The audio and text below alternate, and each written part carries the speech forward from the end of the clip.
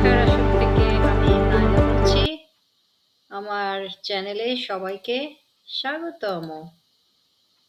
আজ আমরা খুব সিম্পল, কিন্তু আসলে সিম্পল না। শুনতে সিম্পল লাগে, ব্যবহার করার সময় দেখা যায় আমরা ঠিক শিওর না এই টেন্সটা কিভাবে ব্যবহার করব। সেটা হলো ইংরেজির simple present tense.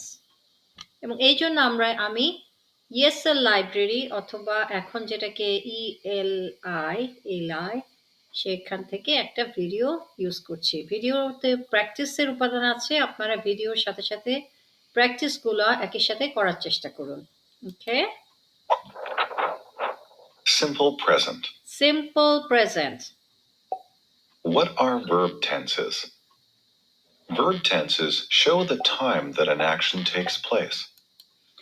Verb tense হলো একটা কাজ বা অ্যাকশন ওয়ার্ড বা ভার্ব ঠিক কোন সময় সংঘটিত হয়েছিল এটা বোঝাতে আমরা একটা টাইম লাইন ব্যবহার করি। টাইম লাইনের ঠিক মাঝখানের অংশটা হলো বর্তমান মুহূর্ত, এই মুহূর্তের সময়, প্রেজেন্ট। এটার বাম দিকে পুরো অংশটা হলো অতীতকাল অর্থাৎ পাস্ট টেন্স, এবং এই বর্তমান মুহূর্তের ডান দিকে অর্থাৎ ডান দিকে আগাতে থাকলে যত সময় আছে সেটা হলো ফিউচার টেন্স। ইংরেজিতে অ্যাকচুয়ালি খুব কম কম বাক্যই আমরা অ্যাকচুয়ালি প্রেজেন্ট টেন্সে বলি। ঠিক এই মুহূর্তে যেটা হচ্ছে সেটা বলার জন্য আমরা প্রেজেন্ট টেন্স ব্যবহার করি, এবং আরও একটি অর্থে আমরা প্রেজেন্ট টেন্স ব্যবহার করি, সেটাকে বলে সিম্পল প্রেজেন্ট টেন্স, অ্যান্ড সেটা নিয়ে আজকে আমরা আলোচনা করব।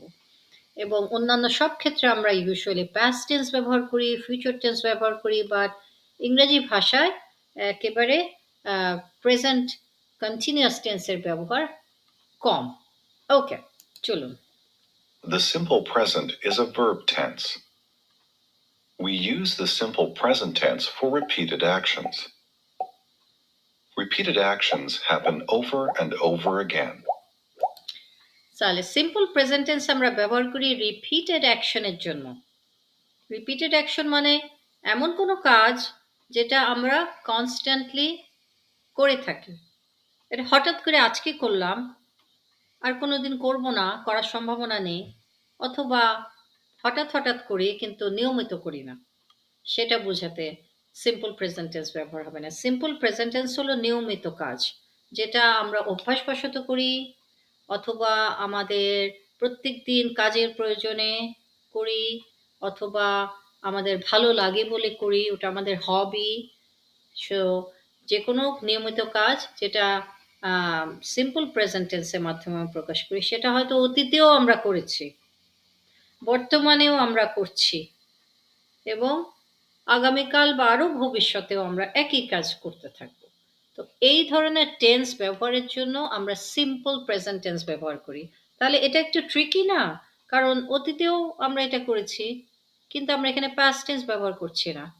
আমরা বর্তমানেও এটা করছি, আবার ভবিষ্যতেও করব। তাহলে দেখেন অতীত, বর্তমান, ভবিষ্যৎ অনেক কিছুই আমরা সিম্পল প্রেজেন্ট টেন্স দিয়ে কভার করি, কারণ এটা একটা নিয়মিত কাজ যেটা আমরা আমাদের জীবনের সাথে একেবারে ওতপ্রোতভাবে জড়িয়ে রেখেছি। আচ্ছা, আমি এখন শব্দটা মিউট করে আমি নিজে আপনাদের বোঝাবার চেষ্টা করব। I eat breakfast every day, এই বাক্যটাতে ভার্ব কোনটা? ইট। এখন I eat breakfast every day সহজ বাংলাতে বলবো আমি রোজ ব্রেকফাস্ট করি, আমি রোজ সকালে নাস্তা করি। তাহলে এটা একটা নিয়মিত কাজ। আমি হয়তো গতকালও নাস্তা করেছি, 10 দিন আগেও নাস্তা করেছি, আজকেও নাস্তা করেছি, এবং আগামীকালও এই সময় সকালে নাস্তা করব। এটা একটা নিয়মিত কাজ। সুতরাং এই ধরনের নিয়মিত কাজে আমরা সিম্পল প্রেজেন্ট টেন্স ব্যবহার করি। এই ক্যালেন্ডারে দেখা যাচ্ছে প্রতিদিন এটা করব। I read in bed every night, প্রতিদিন রাতে আমি ঘুমাতে যাওয়ার আগে বই পড়ি, নিয়মিত কাজ, read. I always study after school, প্রতিদিন স্কুলের পরে, after school আমি সবসময় পড়ালেখা করি, study. এটা একটা সিম্পল প্রেজেন্ট টেন্সে আছে, নিয়মিত কাজ।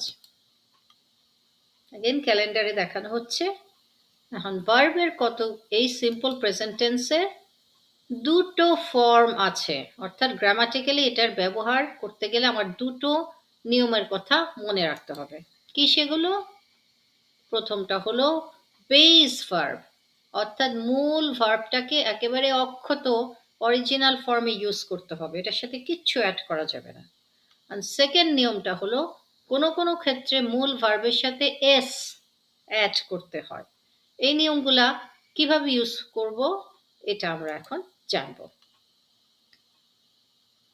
সাবজেক্ট এটা খুব ইম্পর্টেন্ট বিষয় সিম্পল প্রেজেন্ট টেন্সের এই দুটো নিয়ম ব্যবহার করতে গেলে আমাদের ভার্ব আমাদের বাক্যের সাবজেক্টের উপর মনোযোগ দিতে হবে সাবজেক্টকে যে ভার্বটাকে করে যার দ্বারা কোনো অ্যাকশন সম্পাদিত হয় কোনো কাজ সম্পাদিত হয় সেই হলো সেন্টেন্সের সাবজেক্ট ওকে তাহলে এবার আমরা সাবজেক্টের উপর আলোকপাত করি সাবজেক্ট প্লাস ভার্ব মিলেই একটা সেন্টেন্স হয় অনেক সময় প্রোনাউন সাবজেক্টের জায়গায় আমরা কোনো মানুষের নাম ইউজ না করে সর্বনাম বা প্রোনাউন ইউজ করতে পারি এখন প্রোনাউনের কিছু উদাহরণ দেখুন I you he she it we they এগুলো সবই প্রোনাউন আমি আমার নাম ইউজ না করে আমি বলতে পারি আই ওকে তোমার নাম ইউজ না করে আমি ইউ বলতে পারি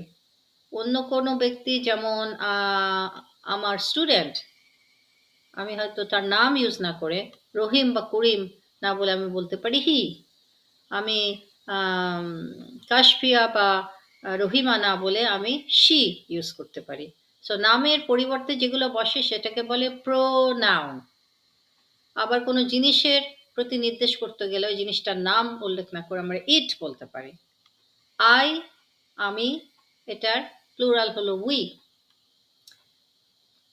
এবং হি she it he or she পুরুষ বা মহিলা এর প্লুরাল হলো দে ওকে সো আমরা সাবজেক্ট প্রোনাউন সম্বন্ধে জানলাম এবার সাবজেক্ট কিন্তু নাউনও হতে পারে কোনো বাক্যের সাবজেক্ট হতে পারে পিপল প্লেসেস অর থিংস পিপলের উদাহরণ দেই the Bengalese Bengalis are very artistic. Bengali people are very artistic. এখানে বেঙ্গলি পিপল হলো একটা নাউন তিনটা মিলিয়ে একটা নাউন পিপলদের নির্দেশ করে places England, London and Cardiff are cities in England. Places. Things আমরা বলতে পারি laptop My laptop is very modern. So যে কোনো জিনিসের নাম মানুষের নাম জায়গার নাম এমনকি কোনো অনুভূতির নাম যেমন হ্যাপিনেস স্যাডনেস এগুলো সবই হলো নাউন এগুলা বাক্যের সাবজেক্ট হতে পারে আবার সাবজেক্ট প্রোনাউনে ফেরত যাই সাবজেক্ট প্রোনাউনে বেস ভার্ব কিভাবে ইউজ হবে আই ইউ উই এবং দে এইসব প্রোনাউনের সাথে মূল ভার্ব বা বেস ভার্বটা প্রেজেন্ট টেন্সে অক্ষত অবস্থায় ব্যবহার হবে একটা উদাহরণ দিই I go you go we go they go so এখানে ভার্বের সাথে কিচ্ছু অ্যাড করা যাবে না বেস ভার্বটা মূল ভার্বটা ইউজ হবে আর একটা উদাহরণ দিই I eat you eat we eat they eat একই ভার্বের কোনো চেঞ্জ হচ্ছে না এর ক্ষেত্রেও ইট ইউর ক্ষেত্রেও ইট উই ক্ষেত্রে ইট দে এর ক্ষেত্রে ইট খেয়াল করবেন উই এবং দে কিন্তু প্লুরাল সাবজেক্ট ওকে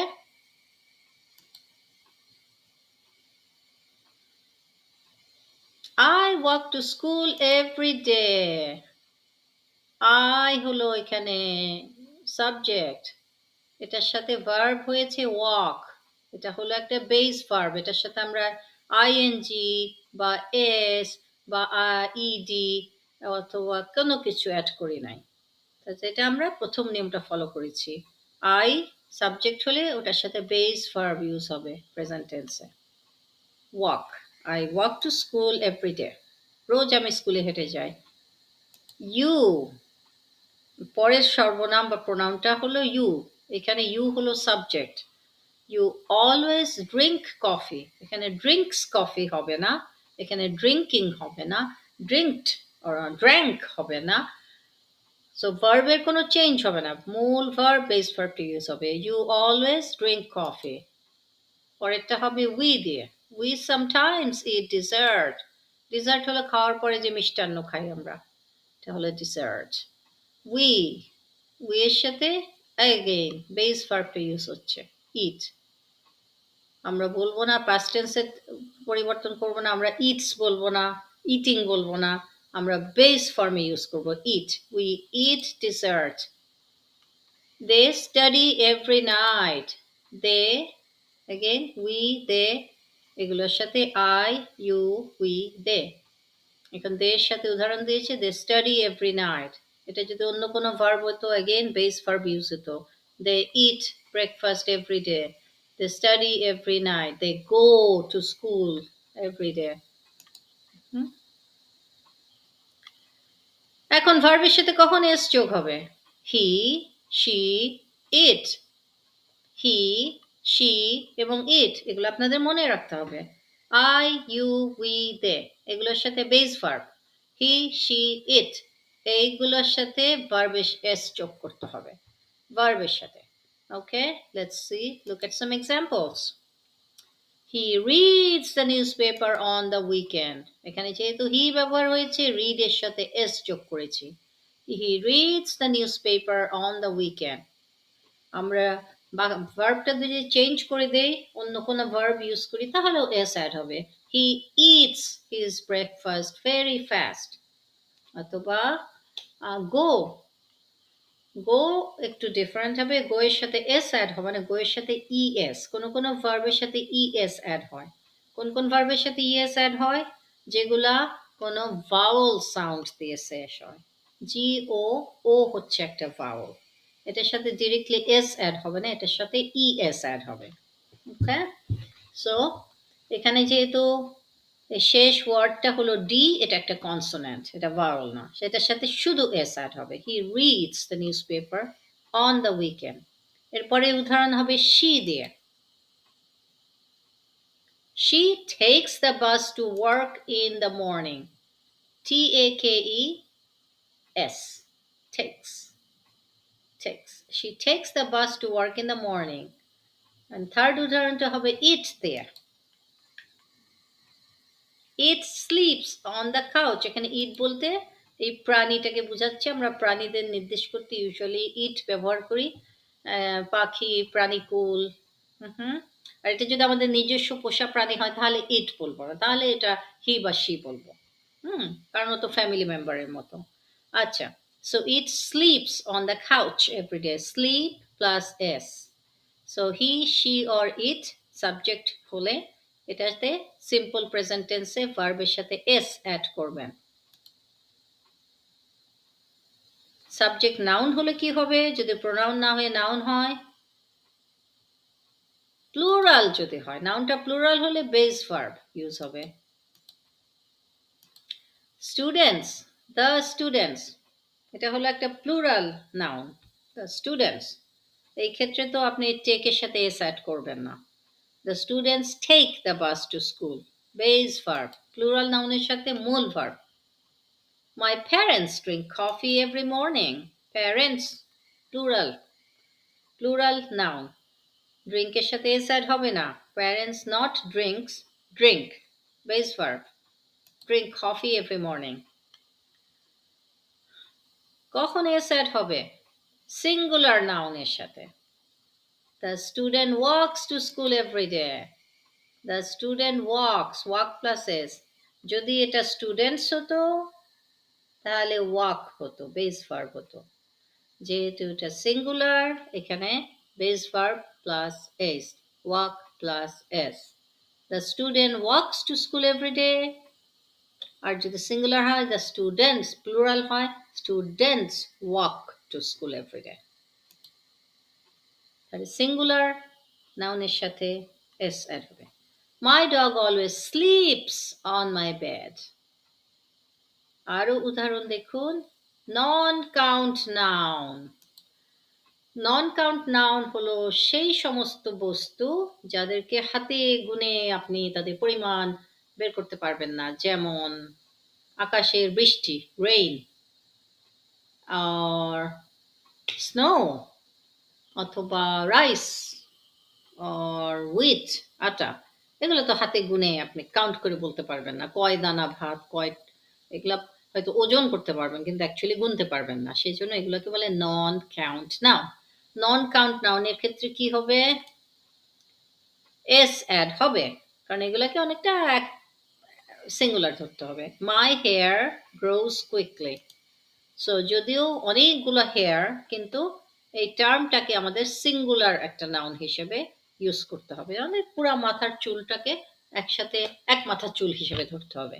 সো এখানে grows, grow plus s, s add হবে। Okay, practice time.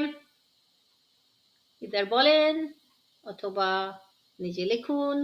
For example, she drink or drinks. She drinks coffee every day. আরো প্র্যাকটিস করুন। Ready? I take or takes. I এর সাথে base verb, I take the bus every day. Not takes. এরপরে হলো he she it, base ভার্বের সাথে s add হবে। He always eats breakfast. He she or it subject হলে base ভার্বের সাথে s অ্যাড হবে। He always eats breakfast. They walk or walks. I, you, we, they, base verb. They walk to the park on the weekend. They walk to the park on the weekend. The student, singular noun. Is add হবে না হবে না?